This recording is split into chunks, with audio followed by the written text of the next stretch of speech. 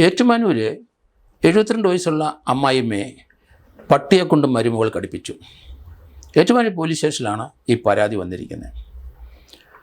അവിടെ പേരൂരുള്ള അവിടുത്തെ 72 വയസ്സുള്ള ഒരമ്മച്ചി, അവരെ മറിയാമ്മ ജോൺ എന്നാണ് അവരെ വിളിക്കുന്നത്. അവരുടെ മരുമകൾ രജനി കൂടെ താമസിക്കുന്നുണ്ട്. രജനിക്ക് ഒരു കടിക്കുന്ന പട്ടിയുണ്ട്.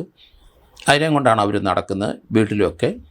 അമ്മായിമ്മയായിട്ടുള്ള വഴക്ക്, മറിയാമ്മയായിട്ടുള്ള വഴക്ക് തുടങ്ങുമ്പം ഇവർ പട്ടിയെ വിട്ട് അവരെ ഭീഷണിപ്പെടുത്തുക, പട്ടിയെ അഴിച്ചു വിട്ട് അവരെ കടിക്കാൻ ചെല്ലുക. അവർ ഭയപ്പെട്ടു പോവുക. സ്ത്രീ 72 വയസ്സുമുണ്ട്.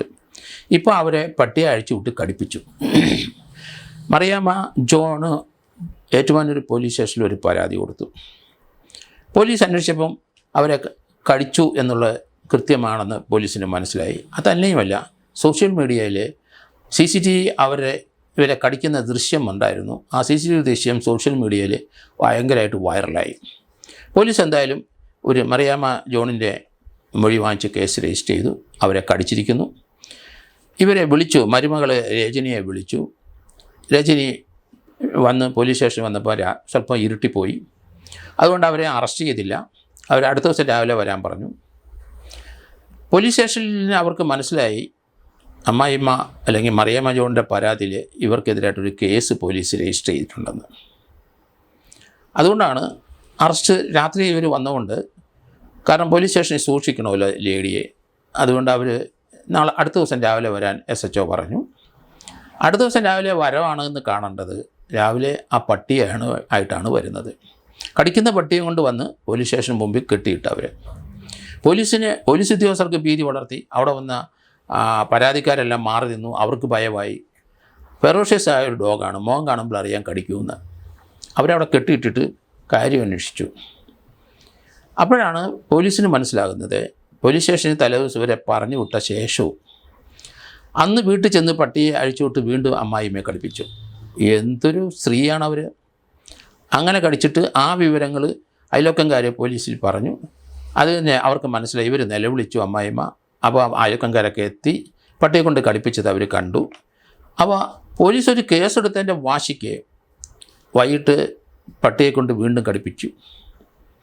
അതിന് നാട്ടുകാർ അവരെ സഹായിക്കാനുള്ളത് കൊണ്ട് രക്ഷപ്പെട്ടു.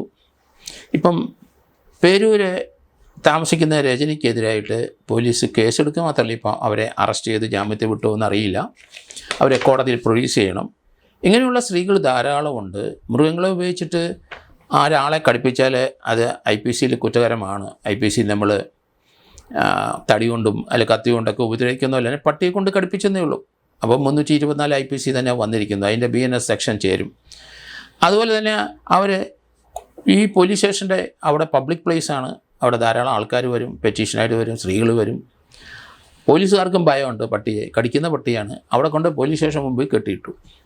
അത് തീർച്ചയായിട്ടും പോലീസ് ആക്ട് പ്രകാരം കുറ്റകരമാണ്. അതൊരു ആൻറ്റി സോഷ്യൽ ആക്ടിവിറ്റി അല്ലേ അവർ ചെയ്യുന്നത്. അതുപോലെ തന്നെ ഇവർ കടിക്കുന്ന പട്ടിയെ പോലീസ് സ്റ്റേഷൻ മുമ്പിൽ കൊണ്ടുവന്നാൽ അതൊരു ഡേഞ്ചറസ് ആനിമലാണ്.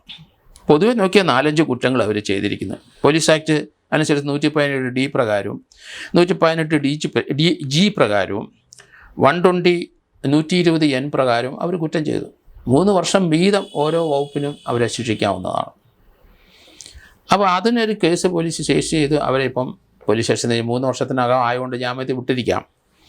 പക്ഷേ ആ അമ്മായിമ്മയെ ഇതുപോലെ 2 പ്രാവശ്യം പോലീസ് സ്റ്റേഷനിൽ അവർ പരാതി കൊടുത്തതിൻ്റെ വാശിക്ക് വീണ്ടും പട്ടിയെ അഴിച്ച് രാത്രി വീണ്ടും ഒരു കടിയും കൂടെ കടിപ്പിച്ചു കളഞ്ഞു.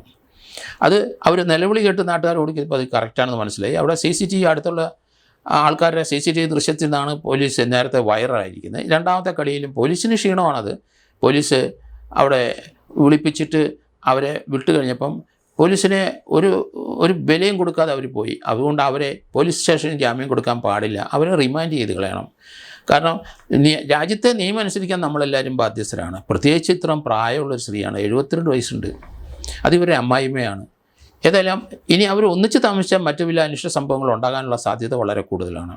ഈ പട്ടിക്ക് പേയുണ്ടോ എന്നുള്ള കാര്യം കൂടെ പോലീസ് അന്വേഷിക്കണം. കാരണം ധാരാളം ആൾക്കാർ കേരളത്തിൽ കുറേയധികം കുട്ടികൾ നമുക്കിപ്പം മരിച്ചത് കണ്ടു. ആലപ്പുഴ ജില്ലയിൽ നിന്നൊരു വാർത്ത വന്ന് അവിടുത്തെ ഒരു പയ്യൻ പട്ടിപ്രേമിയാണ്, പട്ടിയെ കൊണ്ടാണ് നടക്കുന്നത്. അവന് അടുത്ത വീട്ടിലെ പട്ടിയെ കളിപ്പിക്കാൻ പോയി. ആ പട്ടിയുടെ പല്ല്, അതിൻ്റെ നഖം എങ്ങാണ്ട് ഇയാളുടെ ദേഹത്ത് ചെറിയൊരു സ്ക്രാച്ച് ഉണ്ടായി. പക്ഷേ ഇപ്പം പേവിഷബാധയേറ്റ് ആ പയ്യൻ മരിച്ചു. പട്ടിയും മൃഗങ്ങളെയും തലയിരിക്കുന്ന ധാരാളം പേര് നമുക്കുണ്ട്. പക്ഷേ പേവിഷബാധ ഏൽക്കുന്ന നമുക്ക് എന്ത് ചെയ്യാനൊക്കും? നമ്മുടെ കൂടെ കിടത്തുക, കട്ടിലേക്ക് കിടത്തുക, വീടിനകത്ത് വളർത്തുക, വീടിൻ്റെ പുറത്ത് കെട്ടിയിടുക. മറ്റു പട്ടികൾ വന്ന് ഇതിനെ കടിക്കാൻ സാധ്യതയുണ്ട്. അത് തന്നെയല്ല, ആ വീടിനകത്തുള്ളതായാലും വെളിയിൽ ഇറങ്ങുന്ന സന്ദർഭത്തിൽ ഏതെങ്കിലും പട്ടി കടിച്ച് നമുക്കറിയാൻ ഒക്കില്ല.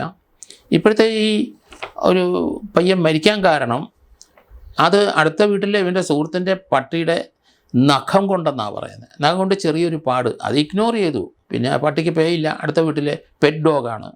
പക്ഷേ ഇയാൾക്ക് പേ ഇളകി. ആ പട്ടിക്ക് പേ ഉണ്ടെന്നുള്ളതാണ്.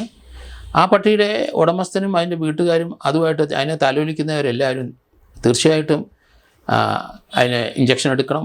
കൃത്യമായ ആ ഇഞ്ചക്ഷൻ പോയി ആ 25 ദിവസത്തിൽ ആ കോഴ്സ് കംപ്ലീറ്റ് ചെയ്യണം, മറക്കരുത്. കാരണം ഇപ്പം നമുക്ക് 3-4 കേസ് ഉണ്ടായത് മുഴുവൻ അങ്ങനെയാണ് വന്നിരിക്കുന്നത്. അതുകൊണ്ട് ഈ രജനിയുടെ പ്രവൃത്തി അത്ര നല്ലതല്ല. അവരെ എന്തായാലും ആ വീട്ടിൽ നിന്ന് എത്രയും പെട്ടെന്ന് മാറ്റി താമസിപ്പിക്കണം. അത് പോലീസ് അതിന് ഇനിഷ്യേറ്റീവ് എടുക്കണം. അല്ല അവിടുത്തെ പഞ്ചായത്തും ഇവരുടെ നാട്ടുകാരും കൂടെ സംഘടിപ്പിച്ച് രണ്ടുപേരും 2 സ്ഥലത്താക്കുന്നതാണ് ഉചിതം. അല്ലെങ്കിൽ അപകടമാണ്. 72 വയസ്സുണ്ട്. അവർക്ക് പേവിഷബാധ ഏറ്റിട്ടുണ്ടോ എന്ന് നോക്കണം. ഇവരെ പട്ടിക്കും പേവിഷബാധയുണ്ടെന്ന് പോലീസ് ശ്രദ്ധിക്കണമെന്നാണ് ഞാൻ പറയുന്നത്.